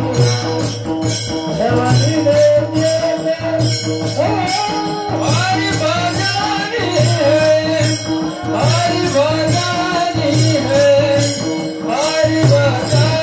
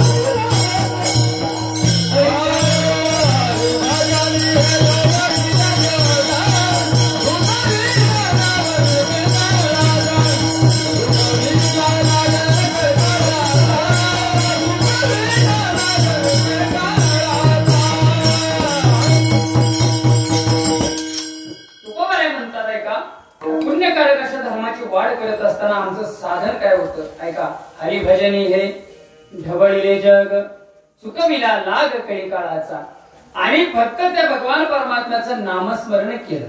कारण प्रत्येक युगामध्ये देवाचं नामस्मरण वेगवेगळं आहे. महाराज कृते ध्यायतो विष्णू त्रेतायाम यजतो मुखे द्वापारे परिचार्याय कलोत्तत हरि कीर्तना. प्रत्येक युगामध्ये भगवान परमात्म्याचा अवतार वेगळा आहे, नामस्मरण सुद्धा वेगळं आहे. महाराज कृत युगामध्ये भगवान विष्णूची पूजा करायची. ऐका, त्रेता युगामध्ये यज्ञया करायचा. कृते ध्यायतो विष्णू त्रेतायाम यजतो मुखे द्वापारे परिचार्याय. आणि कलियुगामध्ये जर कोणतं साधन असेल सर्वात सोपं आणि त्वरित असं फलदायक कोणतं साधन आहे ते म्हणजे हरीचं भजन आहे. कलियुगा माझी करावे कीर्तन येणे नारायण देईल भेटी. कलियुगात सर्वात सोपं साधन आहे ते म्हणजे हरीचं भजन आहे. कलियुगामध्ये दुसरं साधन कोणतं नाही सोपं. एखाद्या मुलीला, ऐका उदाहरण सांगतो बघा, मी तुम्हाला समजेल. एखाद्या मुलीला वाटलं महाराज तिला की मला एखादा सासरा हवाय, मला एखादी सासू हवाय, मला एखादी नणंद हवी, मला एखादा दीर हवाय. आणि या सर्व गोष्टी महाराज तिनं शोधायला सुरुवात केली. काय केली? शोधायला सुरुवात केली. आणि शोध सुरू करत असताना एका वर्षाने तिला सासरा मिळाला. अधिक प्रयत्न केला, एका वर्षाने सासू मिळाली. अधिक प्रयत्न केला, एका वर्षाने नणंद मिळाली. अधिक प्रयत्न केला, एका वर्षाने दीर मिळाला. असं आपल्या वस्तीवरती झालंय का? बलवडी झाले का? असं झाले का? असं मला एका वर्षाने मिळालं. ती काय बोर्डाची सर्टिफिकेट आहेत का? 10वीचं सर्टिफिकेट, 12वीचं सर्टिफिकेट आहे का महाराज? नाही महाराज. सासू सासरा दीर नणंद भाऊज या सर्व गोष्टी जर त्या मुलीला मिळवायच्या असतील तर महाराज तिला साध्य मिळवावं लागेल. काय? सुंदर सुशील निर्व्यसनी एखाद्या मुलाशी तिला लग्न करावं लागेल. एकदा का तिचं लग्न झालं की ही नाती आपोआप पाठीमागे येतात महाराज. जसं लग्न झालं की सासू सासरा दीर नणंद सगळी पाठीमागे येतात तसं महाराज भगवान परमात्म्याचं एकदा नामस्मरण केलं का महाराज ही सर्व साधनं तुमच्या बरोबर येतात. म्हणून कलियुगामध्ये सर्वात सोपं साधन आहे ते म्हणजे हरीचं भजन आहे. हरीच्या भजनाशिवाय कलियुगामध्ये पर्याय नाही. पण हरीचं भजन सुद्धा आता कलियुगामध्ये आपण करतोय महाराज. पण करत असताना त्याला पर्याय वेगवेगळे. भगवान परमात्म्याचं नामस्मरण आपण करतो, करत नाही असं नाही. पण नामस्मरण अनेक प्रकारचं आहे. कसं काही लोक नैमित्तिक भजन करतात, काही लोक वारानुसार भजन करतात. वारानुसार भजन इकडे आहे का नाही? वार बदलला की देव बदलायचा, वार बदलला की देव बदलायचा. आला रविवार का महाराज येळकोट जय मल्हार. रविवार आला की खंडोबाचं भजन करायचं महाराज. जनाबाईंचं एक सुंदर आपण घेतात. जनाबाई म्हणतात, खंडेराया तुझा करीते नवसू मरू दे रे सासू, खंडेराया मरू दे रे सासू. सासू मेलिया होईल आसरा मरू दे सासरा, खंडेराया मरू दे सासरा. सासरा मेलिया होईल आनंद मरू दे ननंद, खंडेराया मरू दे ननंद. माझं नाही आवडत जनाबाईचं. जनाबाई काय म्हणतात? जनी म्हणे खंड्या अवघेच मरू दे, एकली राहू दे पायापाशी एकली राहू दे. जनाबाईचा बघा मला रविवार आला की खंडोबाचं भजन आहे, येळकोट जय मल्हार. बरं रविवारवरती आम्ही थांबत नाही. रविवार बदलला, आला सोमवार का आमचा देव बदलला. लगेच शिवभोळा चक्रवर्ती याचे पाय माझे चित्ती वाचे वदता शिवनाम तया नवादी क्रोध काम. सोमवार गेला, आला महाराज मंगळवार, परत आमचा देव बदलला. आता देव नाही, आता देवी आली. देवी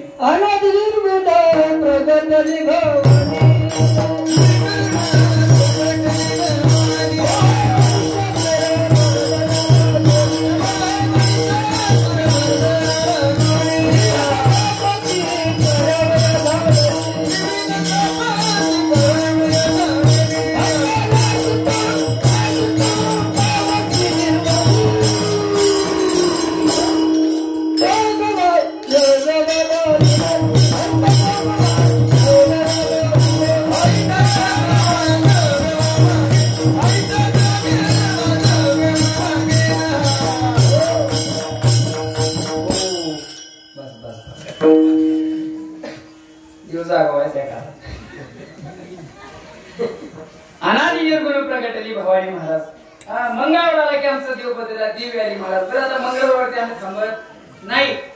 मंगळवार गेला का आला बुधवार, वारकरी संप्रदायाचा अधिष्ठान महाराज. एक गाव आम्ही विठोबाचे नाम अनेक आपे काम नाही. आता भगवान पंढरीश पांडुरंग परमात्म्याचं नाम स्मरण ऐका. बुधवारवरती आम्ही थांबत नाही. वार बदलला की देव बदलायचा. बुधवार गेला आला गुरुवार, गुरुवारी आमचा देव बदलला.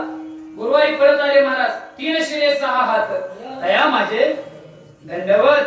आता 3 शिरे 6 हात. पण ऐका, गुरुवारचा दिवस हा महिला मंडळीसाठी फार महत्वाचा आहे. महिला मंडळी तुम्ही व्रत करताय कोणतं? मार्गशीर्ष महिन्यात एक व्रत असतं. काय व्रताचं नाव आहे? बोलत आम्ही काय केस करत नाही. तुम्ही आता लाडकी बहीण आहे मुख्यमंत्र्याची. काय रक्षाबंधनला येते आपल्याला 3000, त्यामुळे काळजी करायची. सांगा मला गुरुवारी कोणतं भजन आहे तुमचं मार्गशीर्ष महिन्यात? कोणत्या देवीचं आहे ते? महालक्ष्मी, बरोबर? महालक्ष्मीच ना. महालक्ष्मीचं व्रत आहे. कोणी सांगितलं मला माहित. तर ते व्रत लय जोमाचं असते महाराज. त्याचं नाथ महाराजांनी वर्णन केले. शिळा तांब्याचे बाहुले केले, पाठ मांडोळी वरी बैसविले. ते व्रताचा नियम असा आहे, पाठ घ्यायचा किंवा चौरंग घ्यायचा, त्याच्यावरती तांदूळ घ्यायचं, तांदळावरती तांब्याचा तांब्या घ्यायचा, तांब्यामध्ये पाणी घ्यायचं, पाण्यामध्ये पानं ठेवायची, पानावरती नारळ ठेवायचा, नारळाला मंगळसूत्र अडकवायचं, त्याला हळदी कुंकू लावायचं आणि ते मंगळसूत्राला राखण म्हणून दिवसभर नवऱ्याच्या बसवायचं. एवढं 8 तास करून ते व्रत आहे महाराज. एवढं 8 तासाचं व्रत आहे ते महाराज. ऐका, ते गुरुवारचं व्रत आहे महाराज महिला मंडळीचं. गुरुवार गेला की आमचा परत वार बदलला. आला शुक्रवार, शुक्रवारी परत दिवे आली महाराज आमची. जय संतोषी माता, कुठं नाही वाटा. संतोषी मातेचं भजन आहे. संतोषी माता गेली, आला शनिवार महाराज. ब्रह्मचार्याचा वार आहे महाराज. शरण शरण हनुमंता तुम्हा आलो रामदूता, काय भक्तीच्या त्या वाटा मद दावा.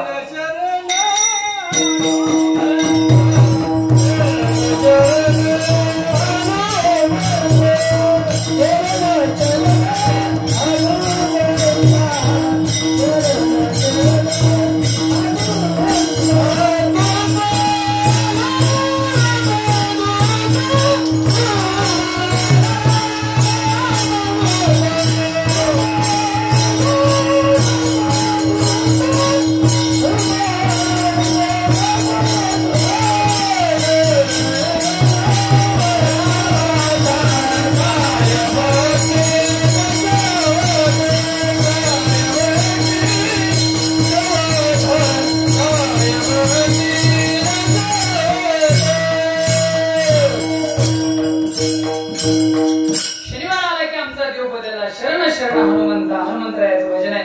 बरं, परत शनिवारवरती आम्ही थांबत नाही. परत आला कोणता वार? मल्हारीची वारी माझ्या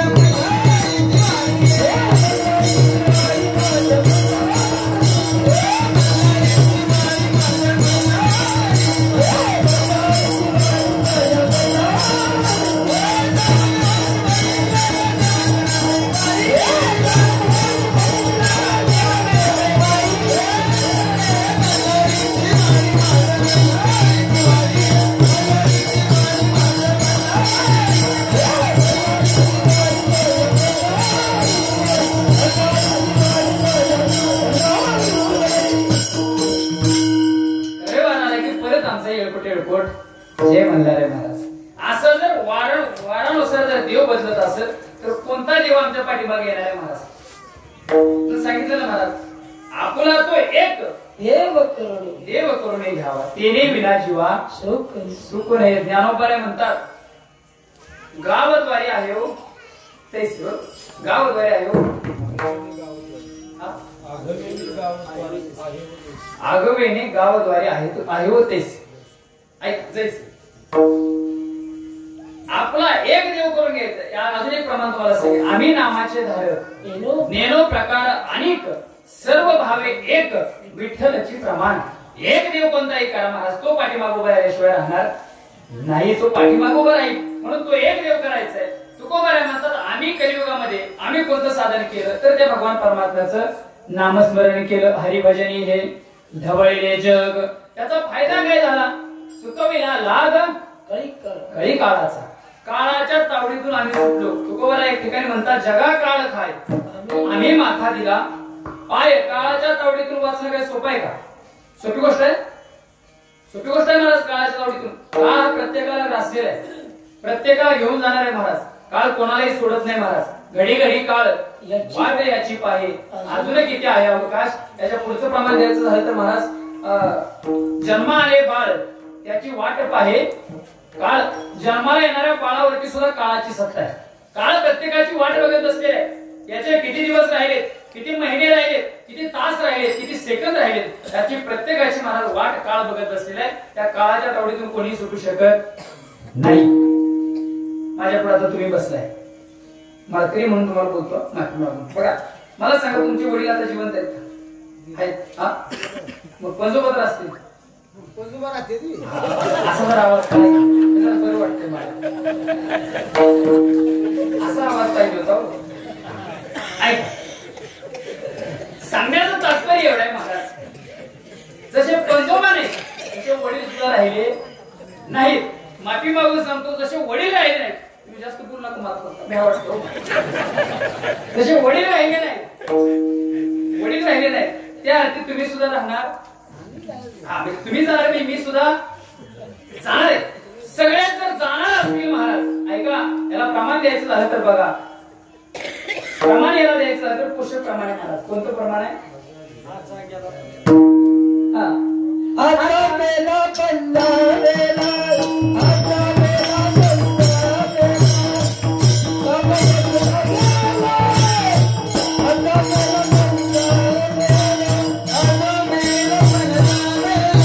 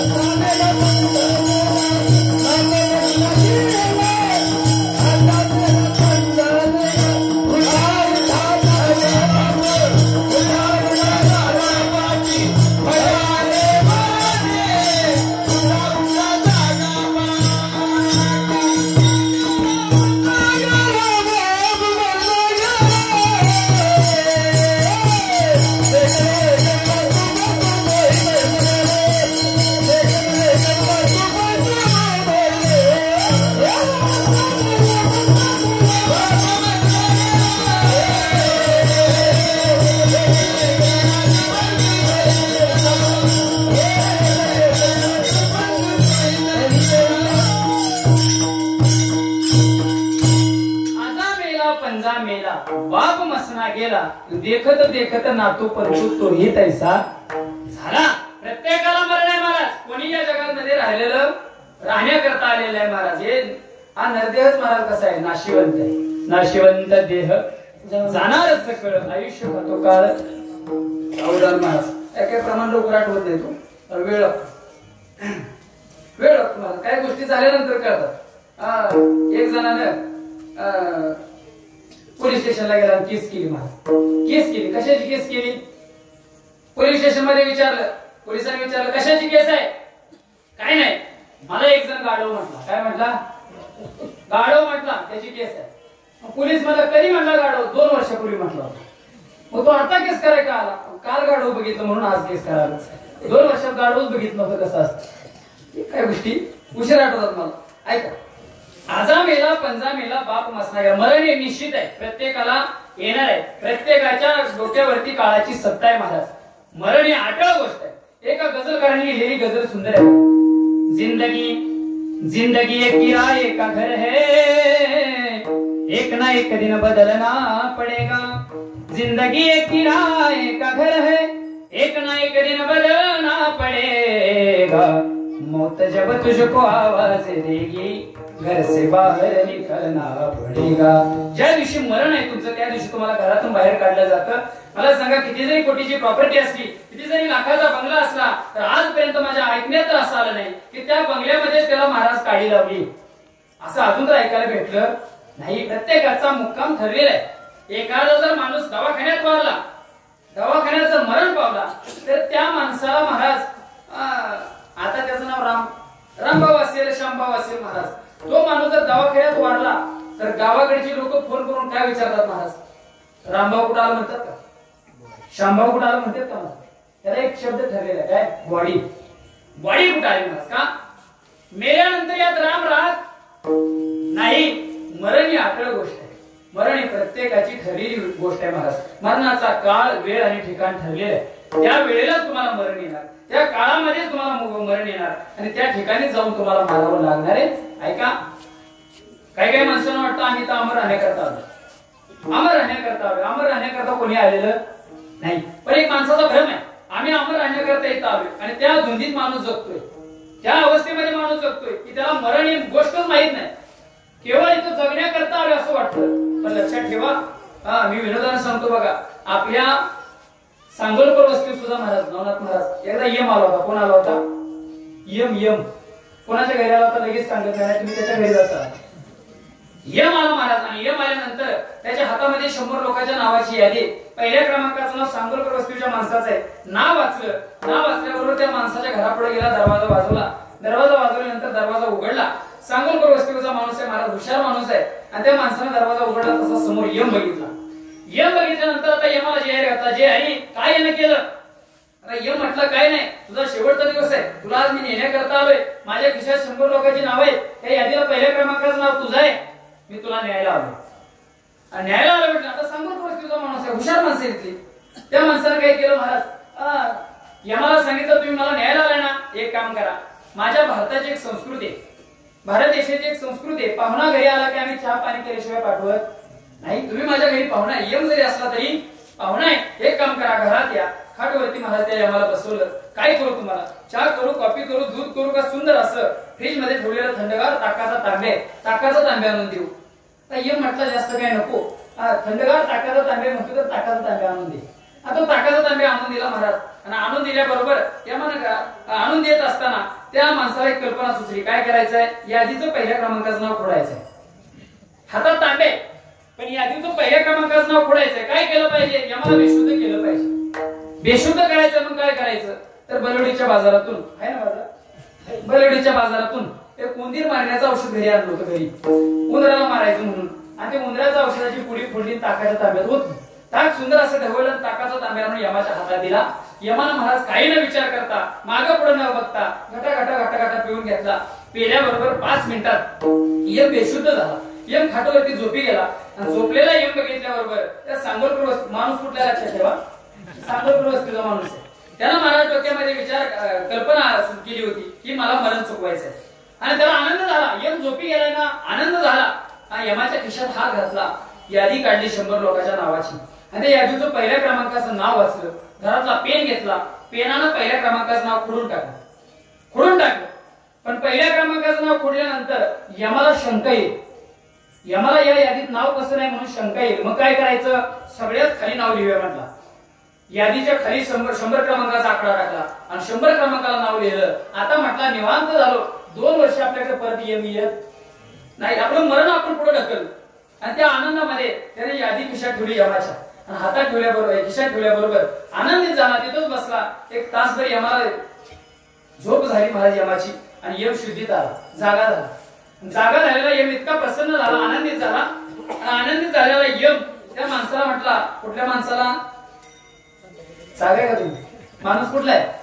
सांगोलकर वस्तीचा, लक्षात ठेवा. आणि त्या माणसाला तो यम म्हटला, काय म्हटला? मी तुझ्यावर इतका प्रसन्न आहे, आजपर्यंत मी बरीच लोक घेऊन गेलो, मला एवढा थकवा आला होता, पण तुझ्या घरी आलो. तुझ्या घरी आल्यानंतर मला सुंदर असा ताकाचा तांब्या प्यायला भेटला. माझी गाढ अशी झोप झाली. माझा आजपर्यंतचा सर्व थकवा निघून गेला. मी तुझ्यावर इतका प्रसन्न आहे. ऐक, तुला मी आज न्यायला आलो होतो. माझ्या यादीला पहिल्या क्रमांकाचं नाव तुझं होतं. मी यादीला पहिल्यापासून सुरुवात करणार होतो, पण तुझ्यावर इतका प्रसन्न आहे. आता यादीला पहिल्यापासून नाही, आता यादीला खालून सुरुवात करणार आहे. कळते माझं कीर्तन? सांगण्याचं तात्पर्य काय? तो माणूस काय सांगोलकर वस्तीचा नाही किंवा यमाचा माझं काय कॉन्टॅक्ट नाही महाराज. पण लक्षात ठेवा, सांगण्याचं कारण एवढंच आहे, प्रत्येकाला वाटतं मी माझं मरण चुकवू शकतो, किंबहुना मी अमर राहण्याकरता इथं आलोय. पण तुकोबाराय म्हणतात, देह जाणार यासे काळोबा खाणार काळ प्रत्येकाला ग्रासलेला आहे, प्रत्येकाला घेऊन जाणार आहे महाराज. आणि अशा काळाच्या तावडीतून वाचायचं असेल तर तुकोबाराय म्हणतात, हरिभजनी हे ढवळीले जग चुकविला लाग कळी काळाचा. त्या हरीचं भजन केल्यानंतर तुम्हाला काळही काळाच्या तावडीत सुद्धा चुकवता येतं महाराज, काळाच्या तावडीतून वाचता येतं हे तुकोबाराय सांगतात. म्हणून आपल्या सर्वांना जर काळाच्या तावडीतून वाचायचं असेल तर आपण सर्वांनी नामस्मरण केलं पाहिजे. हाताने टाळी आणि मुखाने भजन करा. सर्वांनी मोठ्या प्रेमात नीट बसा. सगळे येतात असं सगळे तसे हा कोण झोपला असेल तर जागा करा. सर्वांनी एकदा हाताने टाळी मोठ्या प्रेमानं भजन करायचं. मला विडोबार कुमारी हरी विठोबा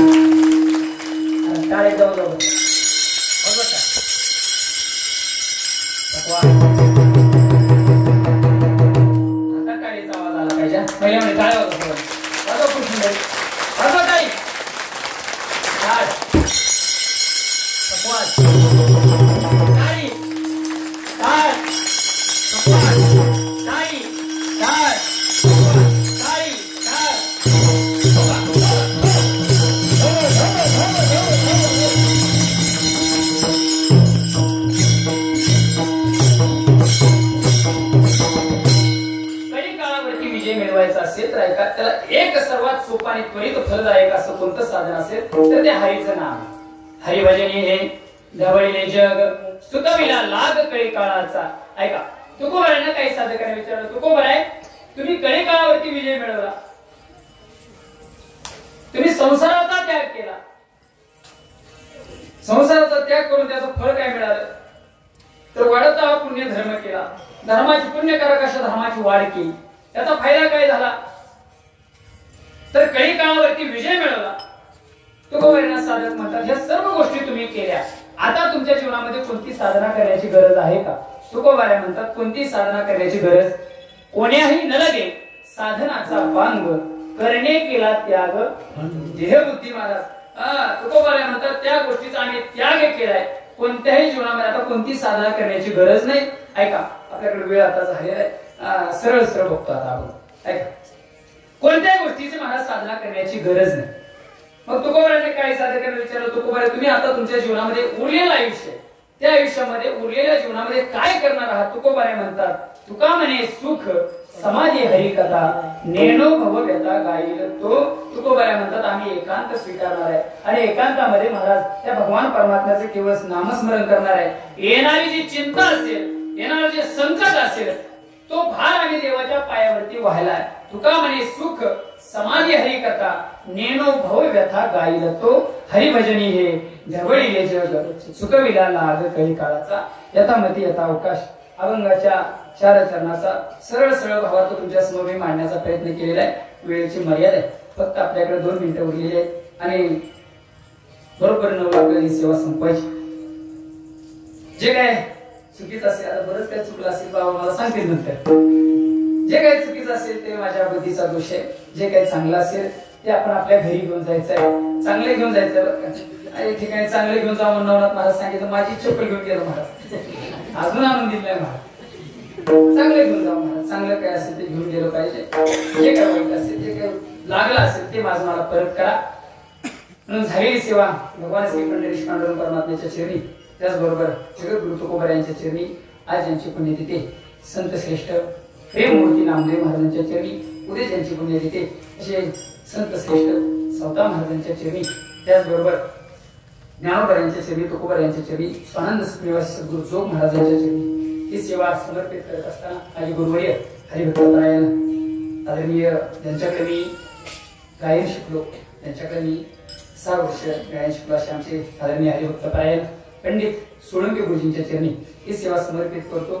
त्याचबरोबर या ठिकाणी आळंदीकर मंडळी सगळी उपस्थित आहेत. आमच्या एकनाथ महाराजांच्या संस्थेतले सर्व विद्यार्थी आहेत. काय महाराज आळंदीची मंडळी आमचे डॉक्टर साहेब आहेत. त्याचबरोबर ओंकार महाराज आहेत, आमचे राजू महाराज करांडे आहेत, नवनाथ महाराज गवंड आहेत, त्याचबरोबर केशव महाराज आहेत ज्यांनी चाली म्हणल्या, सुखदेव महाराज सांगोलकर विनिकर येतात. सर्वांची नावं घेणं काही शक्य नाही.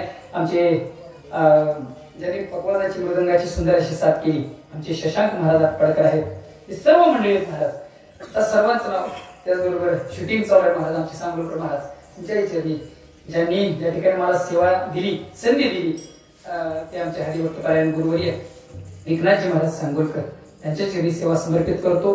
तुम्ही मला महाराज मग आम्हीच कीर्तनाला लावलो असतो, आमचे पाटील महाराज आहेत तुमच्या चरणी, तुम्ही आम्हीच कीर्तनाला लावलो असतो तर तुम्ही कीर्तन पुढे कोणा पुढे केला असतो. आमचे नाव घेतलं पाहिजे, तुमची इच्छा आहे का नाही? तुमचंही नाव घेतो, फक्त 4 वाजेपर्यंत बसावं लागेल. तुमच्या सगळ्यांची नाव मला पाठ आहे, मी सुद्धा यादी घेऊन आलोय मला. तुमच्या सर्वांची नाव घेणार महाराज, फक्त एका नाव घेणार, तुम्ही टाळी वाजवाल असं नाव आहे बघा. ऐका, भगवान श्री मारुतीरायाच्या चरणी फुल वाहतो वाकून, भगवान श्री पांडुरंगाच्या चरणी फुल वाहतो वाकून, तुम्हा सर्वांचं नाव घेतो, शहीद झालेल्या जवानांचा मान राखून. ज्ञानेश्वर